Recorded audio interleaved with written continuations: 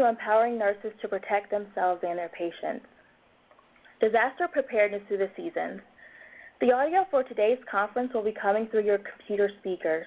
Please ensure your speakers are turned on and the volume up.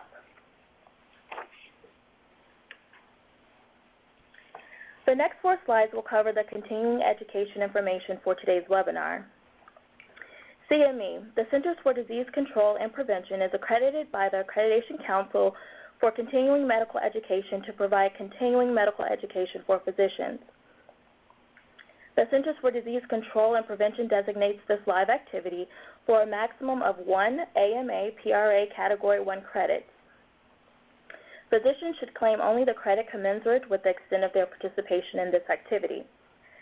CNE, the Centers for Disease Control and Prevention, is accredited as a provider of continuing nursing education by the American Nurses Credentialing Centers Commission on Accreditation. This activity provides 1 contact hour. CEU, the Centers for Disease Control and Prevention, is authorized by IACET to offer 0.1 CEUs for this program. CECH, sponsored by the Centers for Disease Control and Prevention, a designated provider of continuing education contact hours and health education by the National Commission for Health Education Credentialing Incorporated. This program is designated for Certified Health Education Specialists and or Master Certified Health Education Specialists to receive up to 1 total Category 1 continuing education contact hours. The CDC provider number is 98614.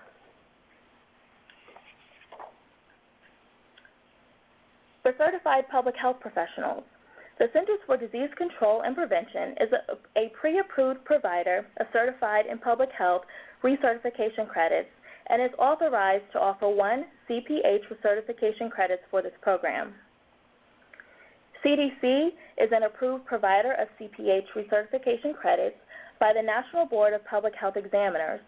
Effective October 1, 2013, the National Board of Public Health Examiners accepts continuing education credits for CPH recertification credits from CDC. Please select CEU as your choice for continuing education when registering for a course on TCE Online. Learners seeking CPH should use the guidelines provided by the NBPHE for calculating recertification credits. Please visit their website for assistance. In compliance with continuing education requirements, all presenters must disclose any financial or other associations with the manufacturers of commercial products, suppliers of commercial services, or commercial supporters, as well as any use of unlabeled products or products under investigational use. CDC, our planners, our presenters, and their spouses or partners wish to disclose they have no financial interest or other relationships with the manufacturers of commercial products, suppliers of commercial services, or commercial supporters. Planners have reviewed content to ensure there is no bias. Content will not include any discussion of the unlabeled use of a product or a product under investigational use. CDC did not accept commercial support for this continuing education activity.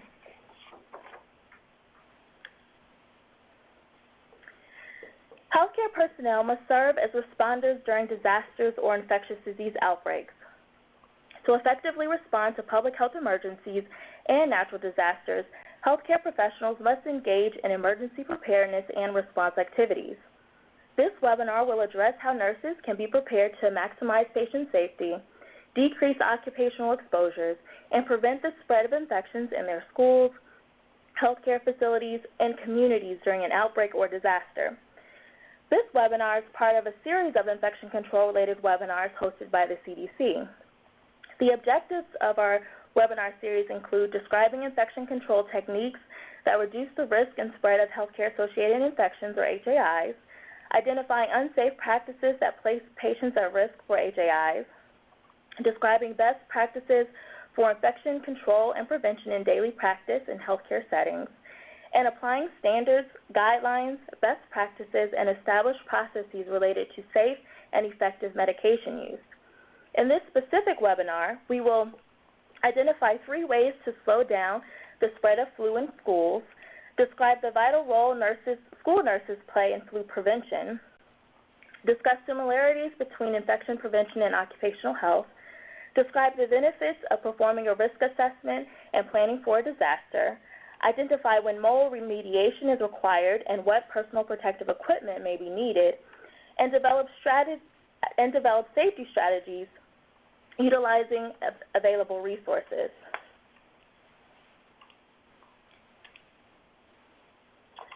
So, hello again, and welcome to today's webinar. My name is Erica Tyndall, and I am a public health analyst and infection preventionist at CDC's Division of Healthcare Quality Promotion.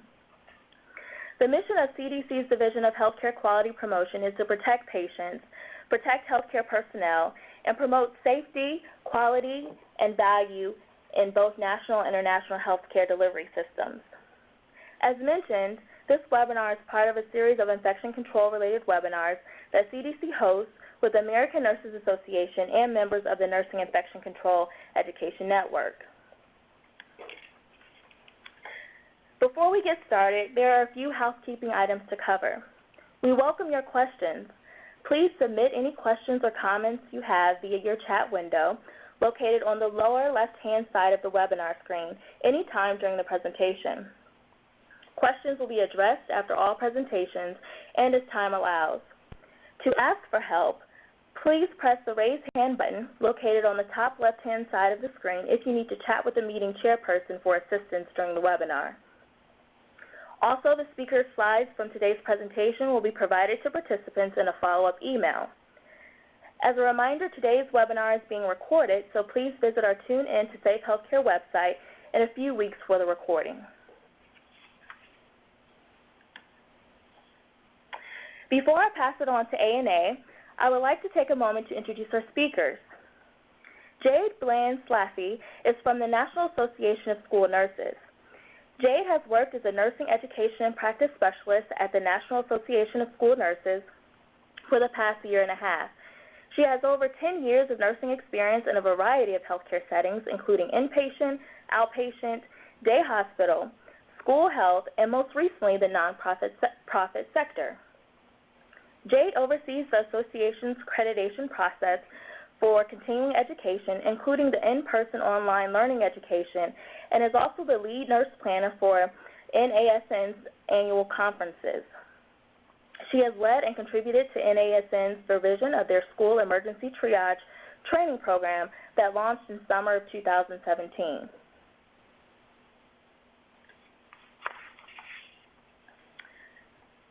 Marsha Podolek is from the American Association of Occupational Health Nurses.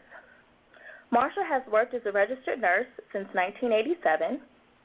She started in the field of infection control in 1999, and 1 month into the job had a communicable disease outbreak related to a contaminated water source at the local county fair.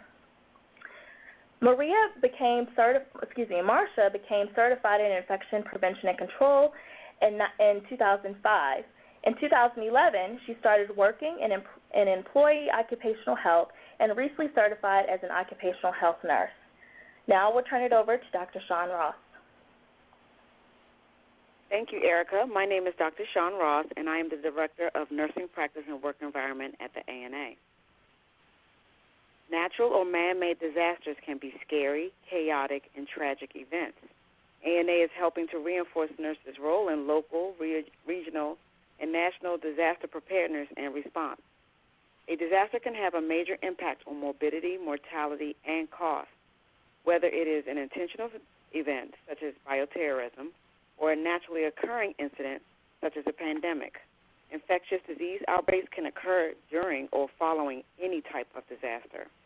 Healthcare personnel from all specialties recognize the need to become better prepared to respond to natural or accidental disasters.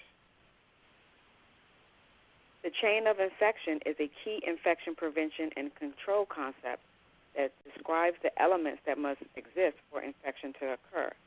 Each link in the chain has a role in disease transmission, and removing one or more of the links in the chain will prevent the transmission of disease.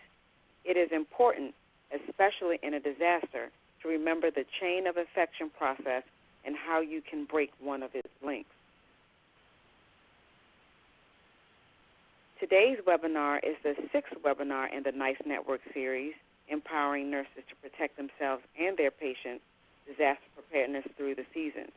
This webinar will address how nurses can be prepared to maximize patient safety, decrease occupational exposures, and prevent the spread of infections in their schools, healthcare facilities, and communities during an outbreak or disaster.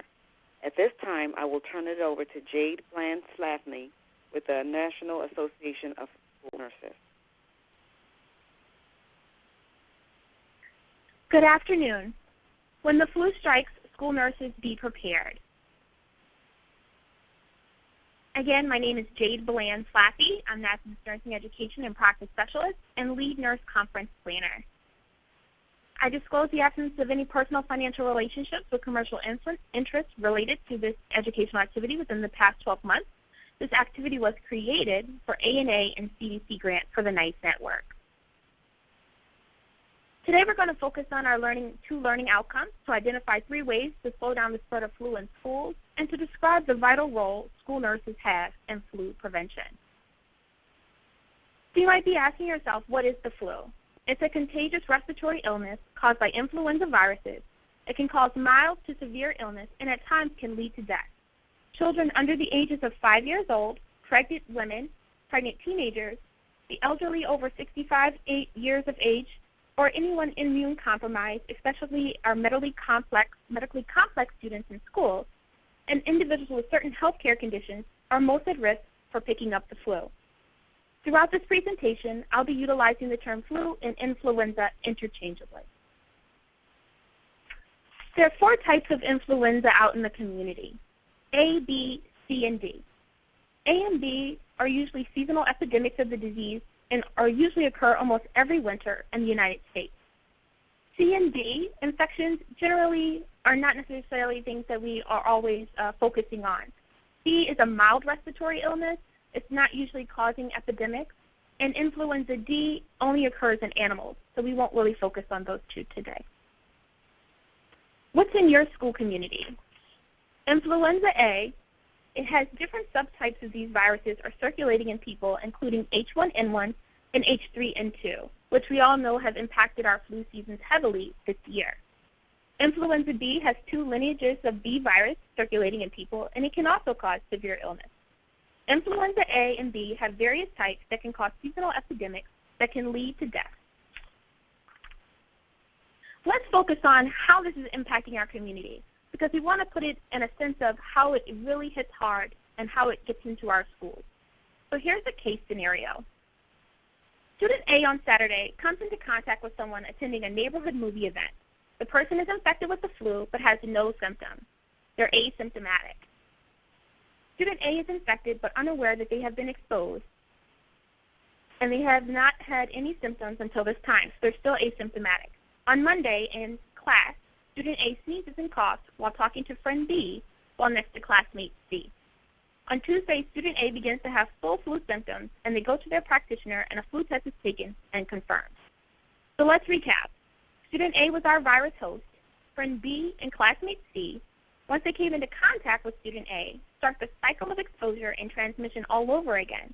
They can continue the cycle of spreading the virus because of the incubation period of being asymptomatic before the virus presents itself.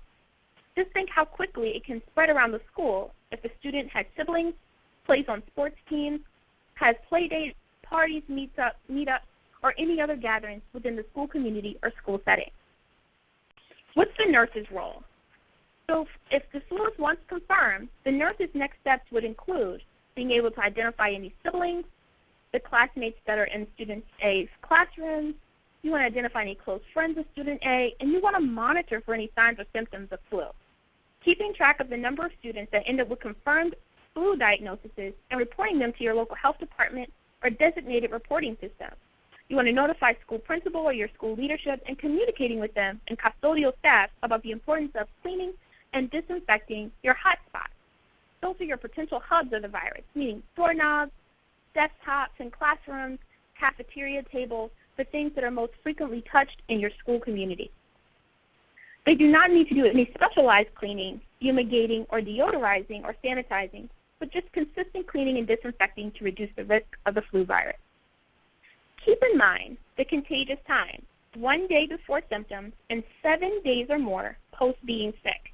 That means student A is still contagious 7 days post-illness, so we want to make sure that as a school nurse you connect and communicate this to the parent or guardian and the student in the importance of good hand-washing hygiene, covering of coughs and sneezes, and also not returning to school until antivirals have been started and the return to school referral form has clearance by their practitioner. This is where documentation becomes very important and the follow-up and follow-through on referrals, risk reduction, and care coordination. Let's talk about symptoms. Cold versus flu symptoms. If you look on the left-hand side of your screen, you'll see in the purple box that there are signs and symptoms. Symptom onset, fever, aches, chills, fatigue, sneezing, stuffy nose, sore throat, chest discomfort, and headache. We're going to see influenza, everything is very much abrupt. Your fevers are several days to 2 weeks in lasting. Your aches are usually often and severe. Chills are common. Fatigue is usual. Sneezing, stuffy nose, and sore throat happen sometimes. And most of all, chest discomfort and cough can be common and can be severe. Sometimes influenza, the complications can be pneumonia. You want to make sure that you're monitoring and keeping an eye out for students with histories of asthma or any upper respiratory illnesses that could be impacting their infectious process. Headaches are common, and if you notice for colds, things are more gradual, they're really rare, things are moderate, and don't happen or come on as quickly. In the school health office, school nurses encounter students all the time with all types of signs and symptoms. It's important that you don't just assume, but that you make the referral and have the parent follow up in order to confirm diagnosis. So flu is in your school. Now what do you do? Well, there's some key things you can keep in mind. You want to make sure you're maintaining standard precautions, which means you're making sure you keep your gowns and your gloves and your masks available. Oh, excuse me, no gowns, but gloves and masks. And making sure that those masks are used for you as a school nurse, but also for the student. Sometimes you have to make sure that if someone is confirmed or someone who has potential symptoms that could be contagious and you know flu is going around the school, that you're isolating students as needed. Good hand washing hygiene is important. Again, good hand washing is 20 to 30 seconds with warm soapy water. We want to designate a space for students with suspected flu for parent pickup if spacing allows. As a school nurse, you understand that everyone's health office is slightly different. Some health offices have space to isolate students where others may not. So you want to work with your school leadership ahead of time before flu season to find out these spaces or figure out the best way that you would be able to isolate your students in the event that a flu or outbreak occurs at your school. Notifying parent or guardian of suspected symptoms and provide them with a referral to follow up with their practitioner. Implementing a clearance process for referrals, meaning the student needs to return to school with a referral with the practitioner's signature, verifying their visit, and a clearance for school.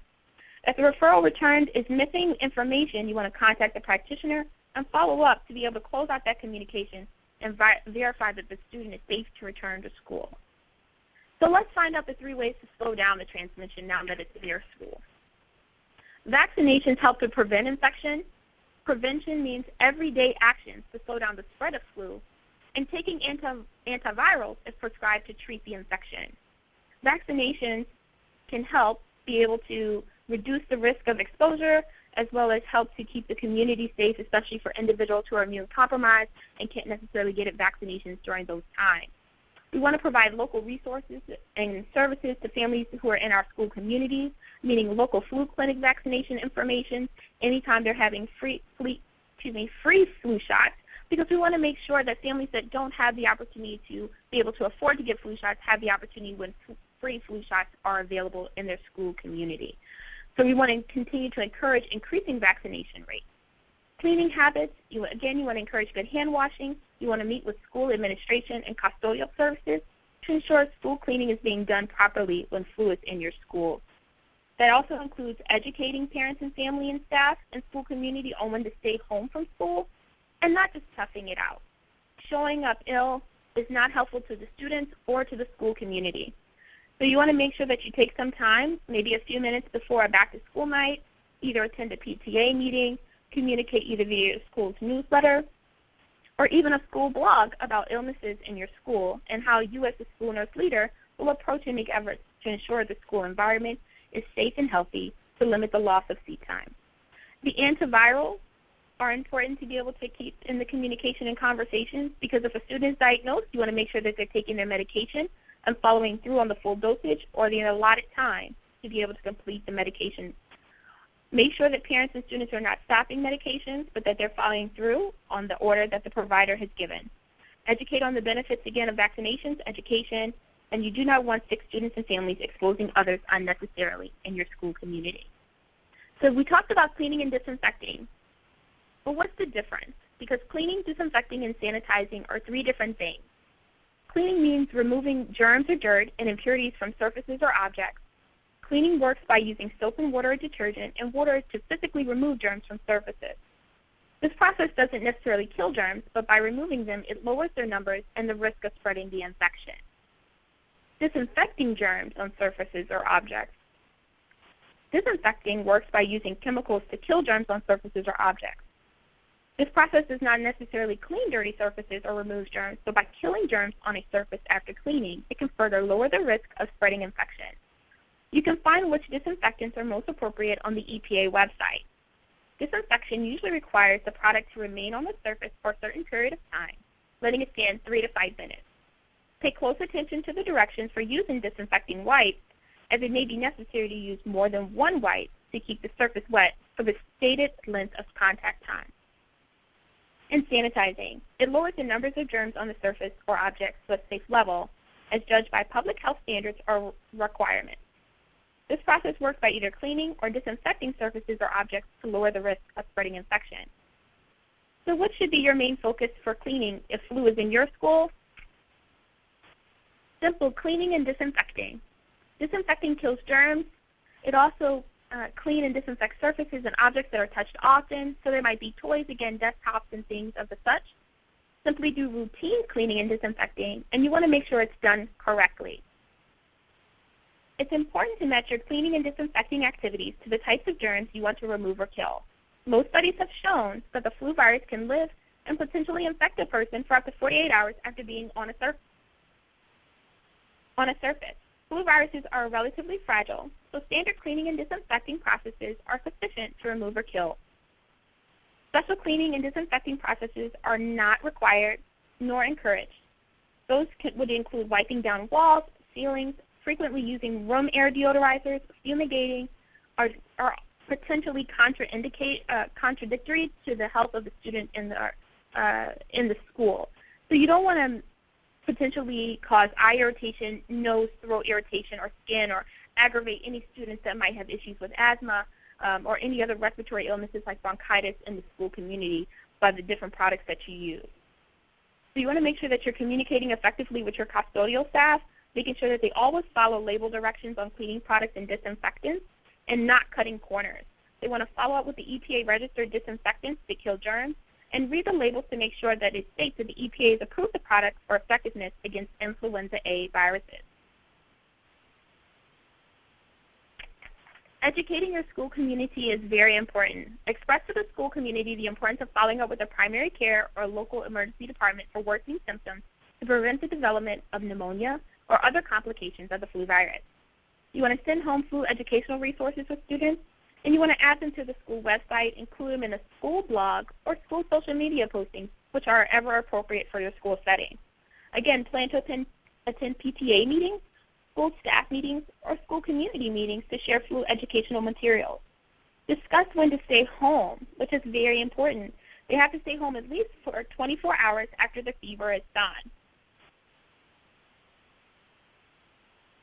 The significance of teachers sending, you want to make sure that teachers aren't just sending home students that don't feel ill, but that they're communicating with the school nurse in order to make sure that the communication of care and the plan of care is being completely closed out and followed up and followed through on as the school nurse leader in the school setting.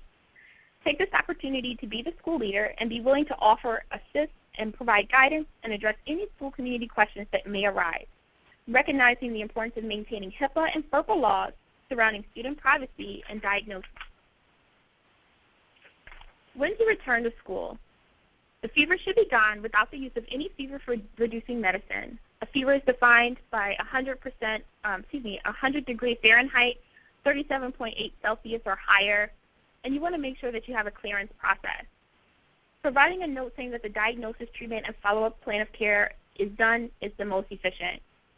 You want to make sure if a referral is returned to you with missing information that you contact the practitioner's number and follow up again to close out that communication and verify the student's status of safely returning to school. If a student returns to school without the referral document, which sometimes happens because, again, things happen in the school community, then you want to plan to reach out to that parent or guardian and get the necessary provider information to close out the communication and confirm the plan of care. If it was not the flu and you get the referral back and it states that it was another illness, you want to make sure that you keep track of that, as it might be something you have to monitor on top of having the flu virus in your school. The key role of the school nurse during flu outbreaks. School nurses are case managers, advocates, leaders, and care coordinators.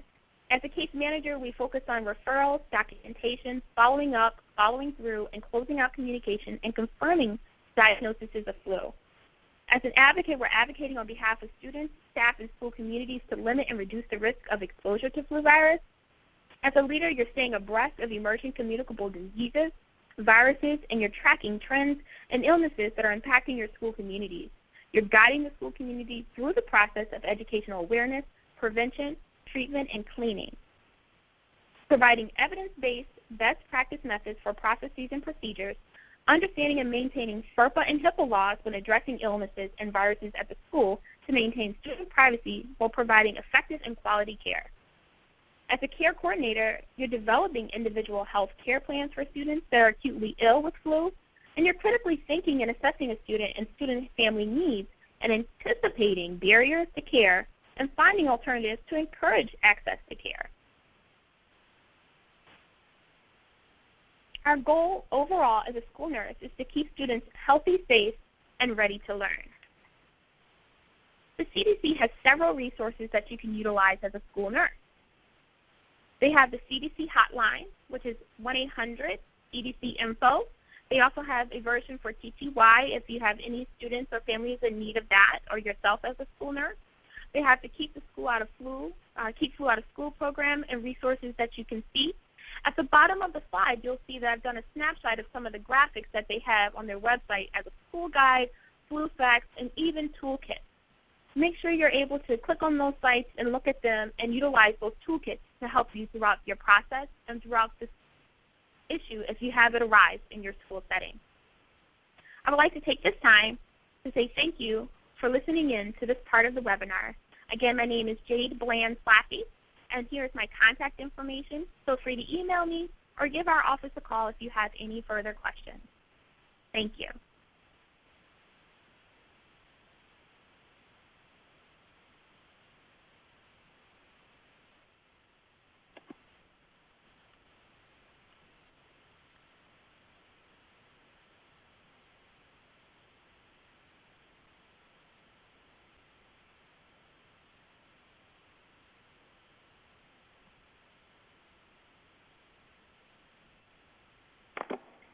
Now we'll turn it over to Marsha Podolek from the American Association of Occupational Health Nurses.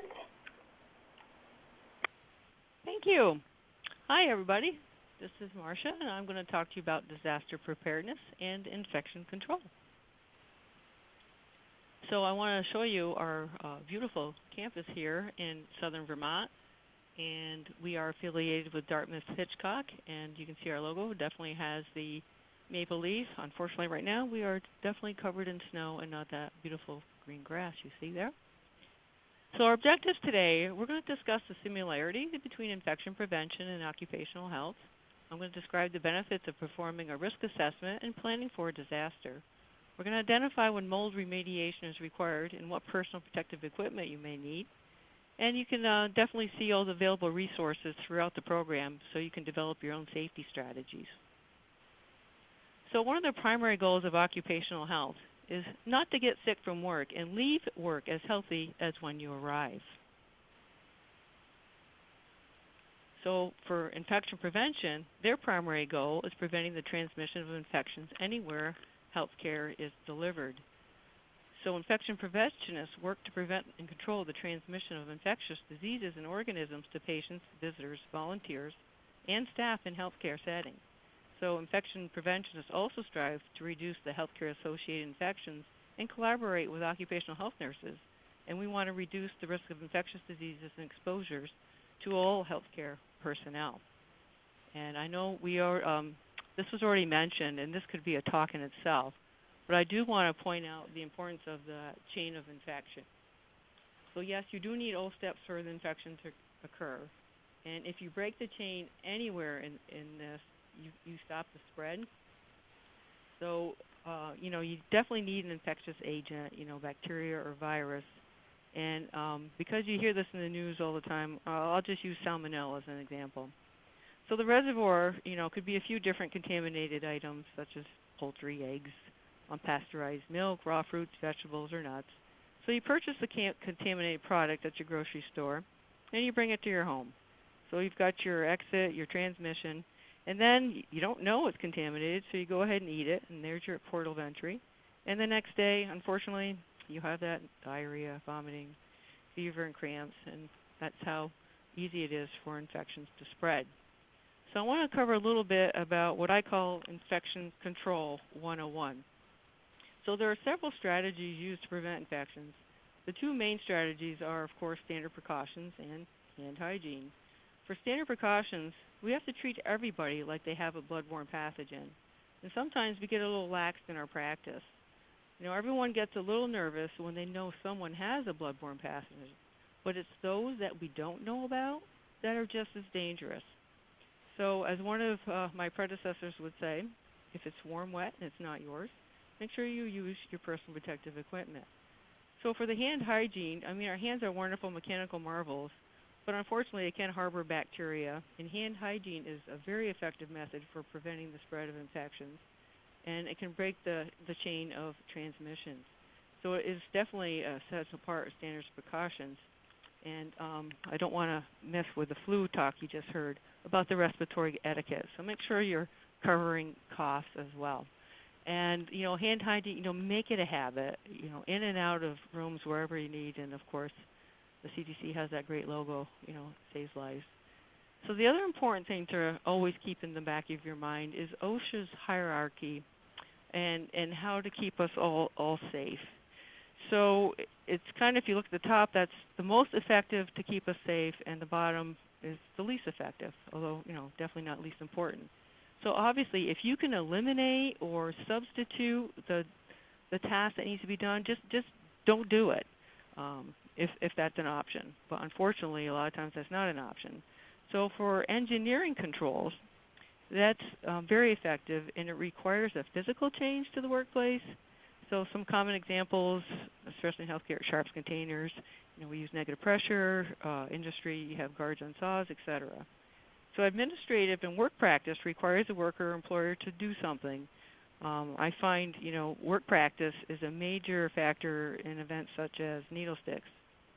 So personal protective equipment is what the worker must wear. It's very important, but it's the least effective method to keep you safe. So like in that needle stick example, it doesn't matter if you have your gloves on. Of course, the needle is sharp and it's going to go right through it. So the work practice and the engineering controls are more effective in keeping you safe in what you do.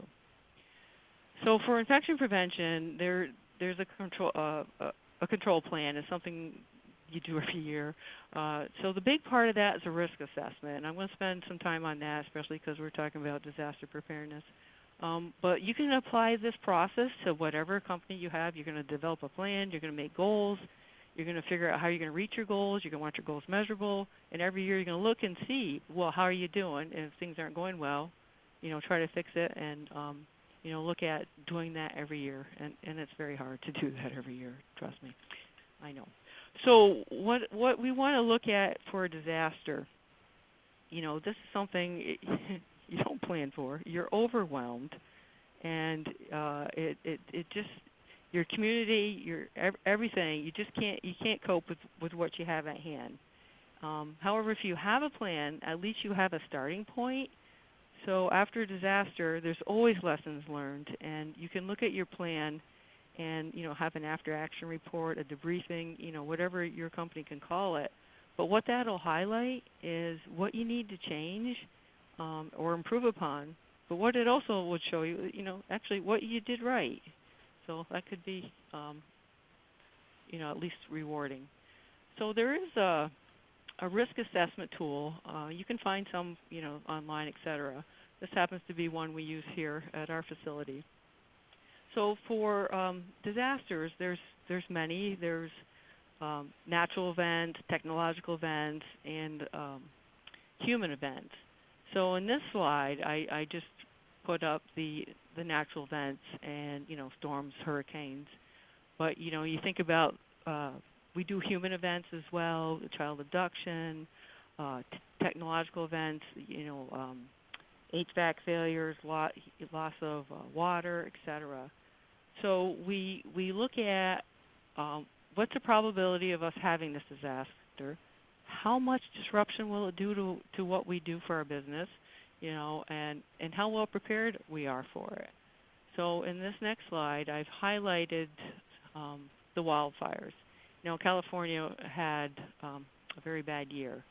So if I'm in California and I have wildfire, yeah, it's a high probability. And yes, it could be very highly disruptive to our services. So we'll give that a number 4. And you use a multiplication table here. So let's say I'm not very well prepared for my wildfire and my numbers come out to 24. You as a facility can pick out what number you would use for cutoff as to where you would put your attention. So if I was well prepared for my wildfire, then that would just come out to a 15. A 12. So I can't do my math today. So you can concentrate your efforts on where you kind of identify that your holes are. So once you've identified where your risks are, then you can start working on your disaster plan. So with disaster plans, you're going to find that you have to get many areas involved, and you're going to need managers, engineers, occupational health nurses, HVAC specialists, infection preventionists. Anybody who really has expertise can be very helpful in how you might manage your emergency or disaster. You don't need to have 100 different plans for every possible situation. So there might be many reasons you have no power. It could be the hurricane, the fire, the flood, the blizzard, but you really only need one loss of power plan. Another example, if you want to look at infectious diseases, I call it like the mother plan. So it's just you have an infectious disease plan, and actually the CDC has some great links to like any disease. So if you have a screening tool, you can quickly just plunk in, what the incubation period is, what screening you want for staff to return to work, etc. So you can have that pretty much ready to go. I find if you put like the CDC link right on your desktop, it's very handy. So our next slide is going to go over the workplace disaster plans. And if you think about power supplies and generators, what we learned in Hurricane Katrina, most of us have them in our basements. And what always gets flooded first? Well, the basements. So say even your backup generators, where were they? Well, they were flooded too. So if you lose your utilities and your backup is gone too, you're really in bad straits there. So think about where your company has your mechanicals, and in new construction, I know they're looking at keeping those off from the basements. Like after Superstorm Sandy, Long Island home.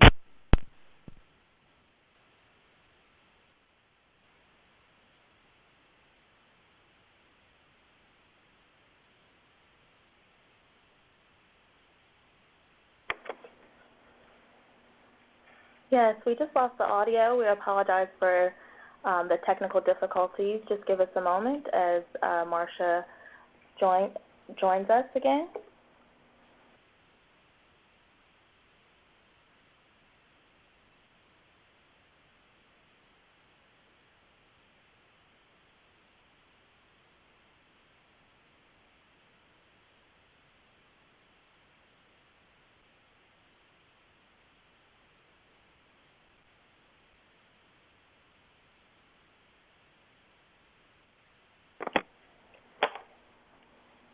Okay, as Marsha joins us, we'll transition to a few questions that we have from Jade's presentation, if that's okay. Jade. Yes. There were a few questions regarding, some dynamics of working in a school health environment. One participant mentioned that they have heard many complaints that schools don't have soap and or paper towels to achieve proper hand hygiene. What are your recommendations, or just even in your experience, what kind of interventions can be done to facilitate, having the appropriate resources to maintain infection prevention and adequate hygiene in healthcare centers or school health centers? Right. So that's a really good question. I do understand and recognize that every school health situation and every school building is very different. So the first thing you do, if you don't have those resources currently in your setting, you definitely want to use an alcohol-based hand sanitizer that can be utilized in between. You want to make sure that you have that available in all your classrooms and even in your health office if clean water or soap is not available. The other thing is if you have the possibility to advocate or communicate with your school community, reaching out to your school board about resources and finding out those ways, connecting with your parent PTA groups, making sure that they recognize the importance of having these things in your school setting.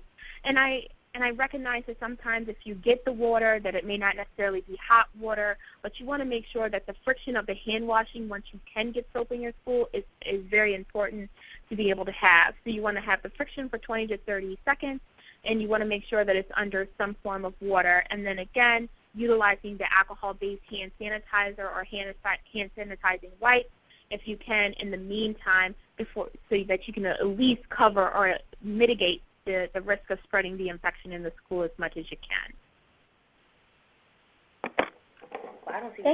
Thank you, Jade. I appreciate that. Another question is actually related to working, in a school environment where you have a large amount of students. One participant mentioned that sometimes it's not feasible to follow up with flu treatments that your students may have gotten, especially if you have a large number of students and you have, for example, 80 to 90 health office visits per day. What are your recommendations in terms of, having the resources to follow up to make sure that the students and or the students receive the appropriate treatment and follow-up if needed? Right. For those school settings, it's important to really do education and being able to send out information home with students or parents, making sure that, if you are able to get on the CDC website, they have things like posters or things you can print out and hang up around your school.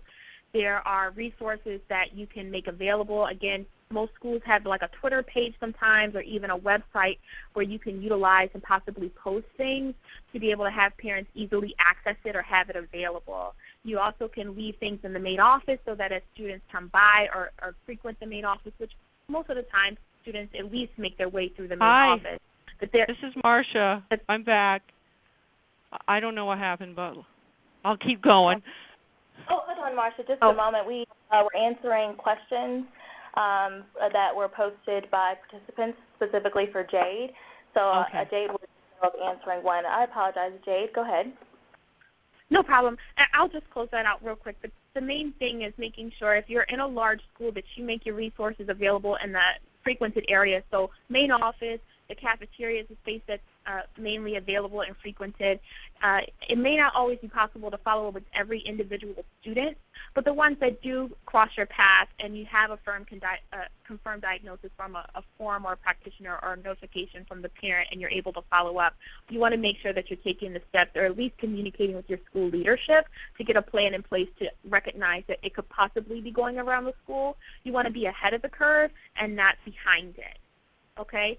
And again, the toolkit online that Keep Flu Out of Schools that the CDC has available and the other resources and references are key to have at your school. And again, place them in strategic places that students and families frequent so that when they see it, they can pick it up and keep it going. Okay? Thank you, Jade. So now we'll turn it back over to Marsha so we can pick up where she left off. Thank you. So sorry. Don't know what happened. All right. So we were in disaster plan, and I already talked about getting things out of the basement.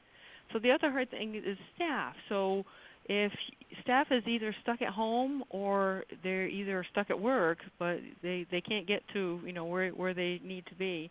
So if we try to have food, clothes, some basic necessities, et cetera, for people, then they can either stay or arrive. And the other thing about plans is practice, practice, practice.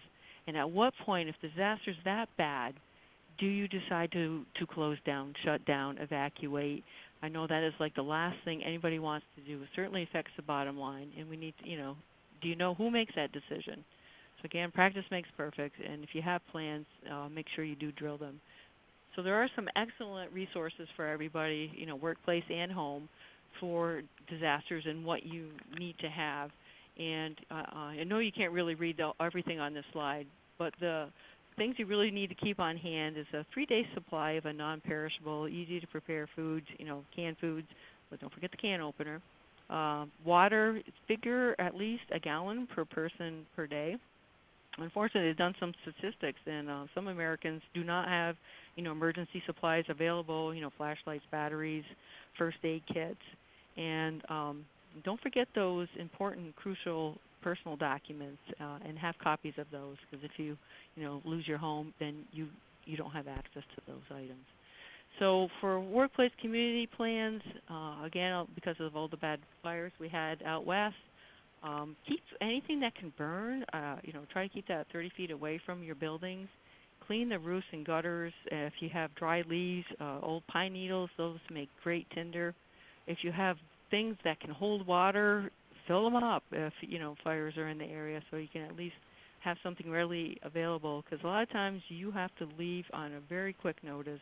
You don't have time to plan. It's kind of, grab and go. Have your emergency kit ready, and you can just grab it and get to safety. So again, the CDC has some great website things to help you on their website. So the other thing you got to remember about evacuating, sometimes there people might have a hard time. You got to help those, your neighbors, et cetera, who might not be as fortunate and get around as easy as you can. So, of course, there's been so many floods this year, or I'm going to focus on that. So this could be, community, home, wherever. So the bad thing about water, and we all need it, but too much and too long, you get the fungi, and you start growing mold, mushrooms, mildews, yeast, all those wonderful things. So if anything really stays wet for 2 to 3 days, then you're going to start getting that growth. So you really want to try to dry things as quick as possible. And anything that is porous and can hold moisture, you really, if they stay wet and they're not cleanable, you might just have to get rid of those items. Like ceiling tiles, leather, carpeting, all those types of things. So even dead mold can even cause allergic reactions. So here you want to keep that OSHA hierarchy in mind as well. So if you've you got to have your personal protective equipment on, but think about the other administrative and engineering controls. So you want to not just you want to try to minimize people who shouldn't be in the area, and engineering controls like having sealed positive pressure, air-conditioned cabs, filter out, all those types of things can help keep you safe. So the other thing about mold, if you inhale it and it's on your skin, ingestion, you want to clothes. You can certainly shower and change, but you don't want to inhale it. So I'm going to go over PPE here in the next few slides. The other bad thing about mold is sometimes you can't always see it. It could be there, but you just don't know. So they have, get some moisture readings. Find out how, are things wet? And, you can have a numeric number to go on. Think about your ventilation systems. Look at your filters. And even if maybe your HVAC system wasn't under the water, but they could still have moisture in there. So you want to make sure that it's visually inspected and cleaned. And if you need to have an outside company come in and do that, just make sure it's safe. And if you're looking at if they're not properly cleaned, like the HVAC systems, you can still have that mold and going throughout the building, and that can certainly cause adverse health events. And so you want to make sure that everything is good before you put things back into service. So if you have anything you're not sure if it's good to use, anything that should be sterile, if there's any integrity of any products, you do not use them until everything is either re-sterilized, etc. When in doubt, as the old saying goes, throw it out. So there are populations that are more at risk if you are exposed to mold, and actually some people should not even help clean or go into buildings. Anybody who's immunosuppressed, if you've got HIV infections, cancer patients on chemo, organ stem transplant, people with asthma, other lung conditions, children should definitely not take part in cleanup work. Their immune systems just aren't as mature. And that vulnerable population to think about too is not just those with the immunocompromised, but those that can physically cannot evacuate or get around or access emergency services. They need to be taken care of. So for there's definitely a good website as well. You can check out more. I have references for you throughout this. So for cleanup, you can do detergent, but make sure you don't mix chemicals, obviously.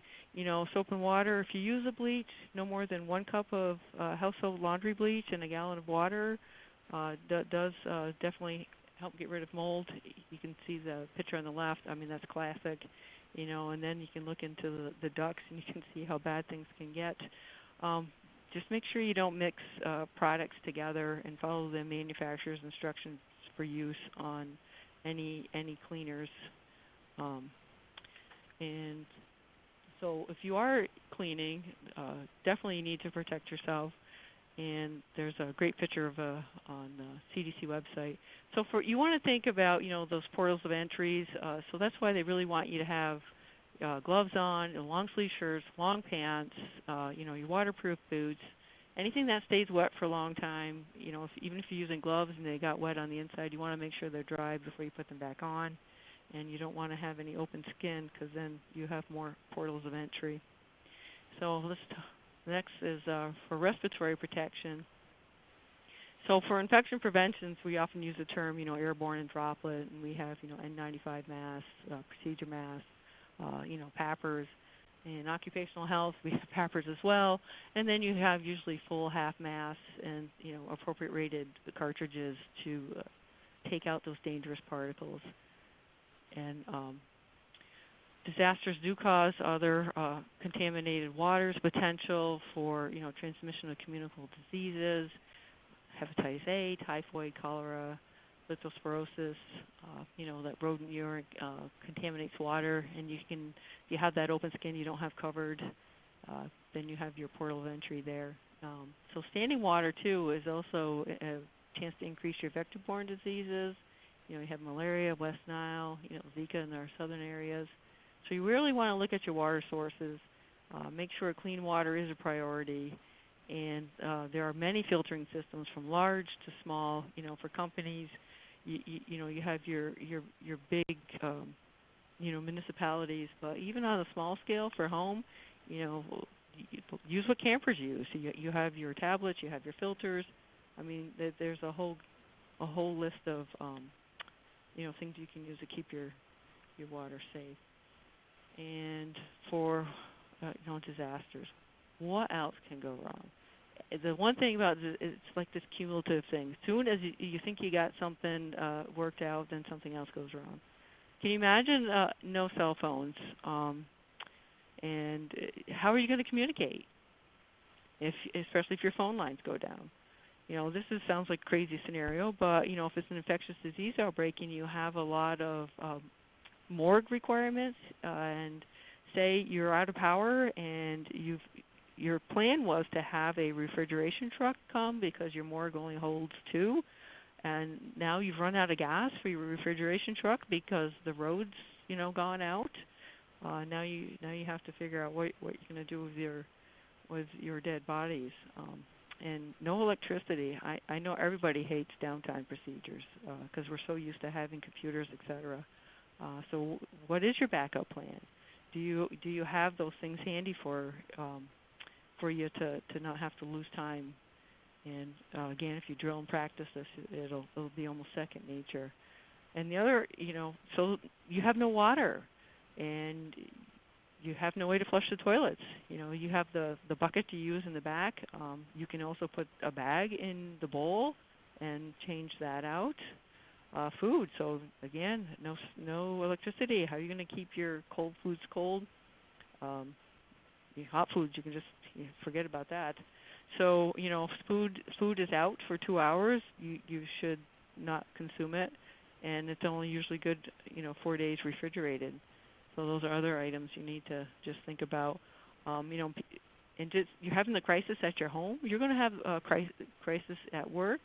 So people aren't going to want to come in. I don't have anybody to take care of my kids. I don't have anybody to take care of my pet. So think about in your plans to have like an on-site daycare, pet care, those items, so that staff either would be willing to come in because they know their family will be taken care of. So after disaster, you should really only return to your home and buildings after authorities say it is safe. For homes, clean up mold.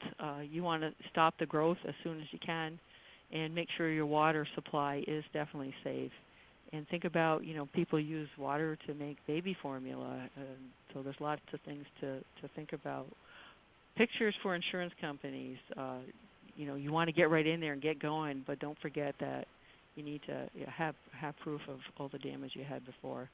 So after a disaster, you might monitor your staff for illness, for post-exposures. So whatever you had in your community already, you're probably going to have more of that. So whatever your endemic diseases were, with decreased sanitation, overcrowding, you're going to find that you might have increases in that. And then disasters are stressful. Everybody is, going on no sleep, no food, no water, no electricity.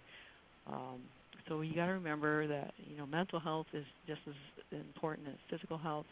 And again, the CDC has a great website for that as well. So thank you for letting me talk to you today. I'm so sorry about the phone loss. I'm not sure what happened there. So infection prevention and occupational health do have a lot in common.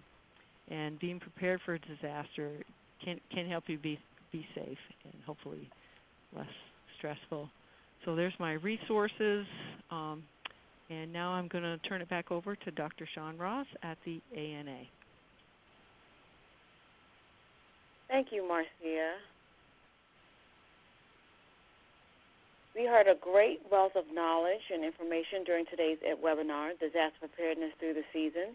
The key points discussed were, 1, the 3 actions needed to help reduce the transmission spread of flu in schools and community, the vaccination prevention methods and treatment.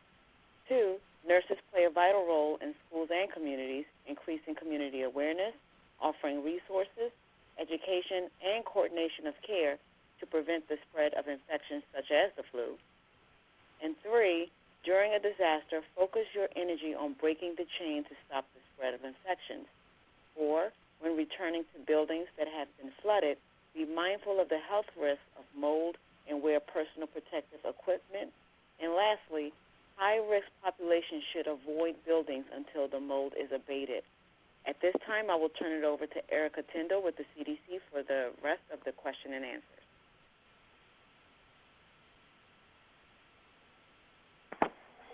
Thank you, Dr. Ross. Thank you to all the speakers for your time and expertise today. And to the participants, just as a reminder, please submit your questions via the chat window located on the lower left-hand side of your webinar screen. We actually already answered a few of the questions. We only have time for 1 or 2 more. One of the questions that, a few questions in our chat box were related to hand hygiene, and I just specifically addressed those. There were concerns about having or not having access to warm water, especially in schools, to promote hand hygiene. And based on CDC guidance, the temperature of the water does not appear to affect microbe removal. However, warmer water may actually cause skin irritation and is more environmentally costly.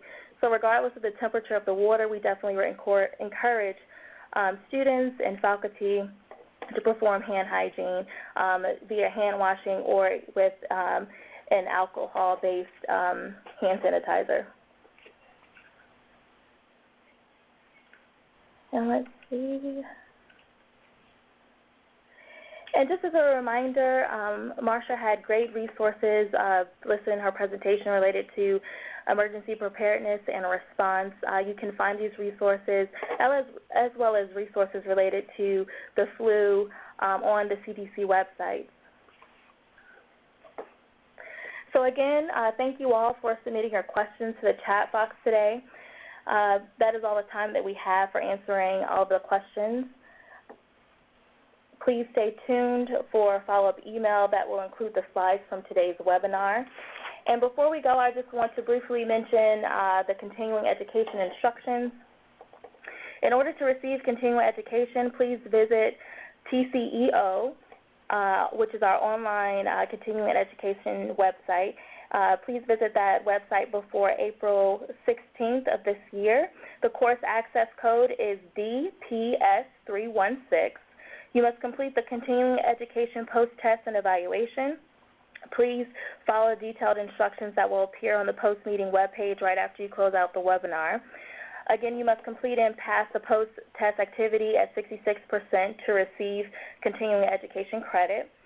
The follow-up email will be sent after the webinar, and this will include the detailed instructions for the CE, as well as the slides from today's webinar, and also how to view this webinar, which will be archived online on our Tune In to Safe Healthcare website.